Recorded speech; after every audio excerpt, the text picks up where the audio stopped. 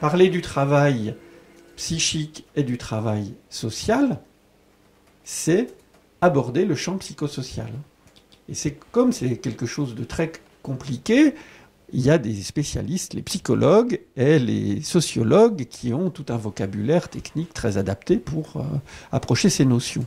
Mais quand on veut en parler dans les entreprises, c'est beaucoup plus compliqué. Parce qu'il faut trouver des mots qui ne soient pas des mots techniques qui font appel à tout un corpus scientifique.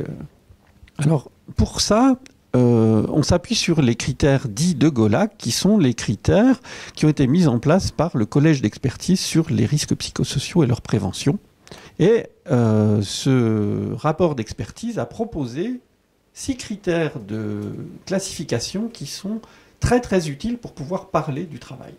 L'intérêt des critères de Golac, c'est de pouvoir décomposer la réalité psychique et sociale dans des mots que tout le monde peut comprendre et dont tout le monde peut se servir pour discuter, pour mettre en discussion le travail.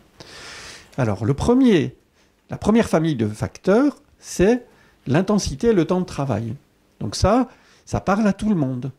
L'intensité et le temps de travail va pouvoir être discuté de façon contextualisée dans chaque entreprise, pour chaque situation de travail. Chaque personne qui travaille va pouvoir dire des choses sur l'intensité de son travail ou sur la façon dont elle utilise son temps de travail.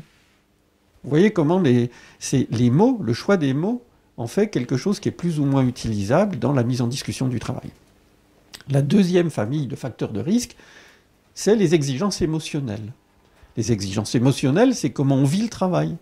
Donc, est-ce qu'on est obligé de se contrefaire pour rester toujours souriant face à un client, par exemple?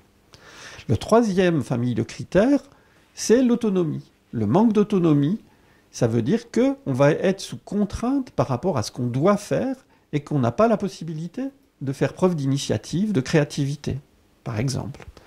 Le quatrième famille de facteurs, c'est les rapports sociaux au travail, qui peuvent être plus ou moins satisfaisants ou plus ou moins dégradés. On va parler ensuite, dans la cinquième catégorie de facteurs, des conflits de valeurs, et donc c'est lorsque ce qu'on fait n'est pas en accord avec nos convictions. La sixième catégorie de facteurs, c'est l'insécurité.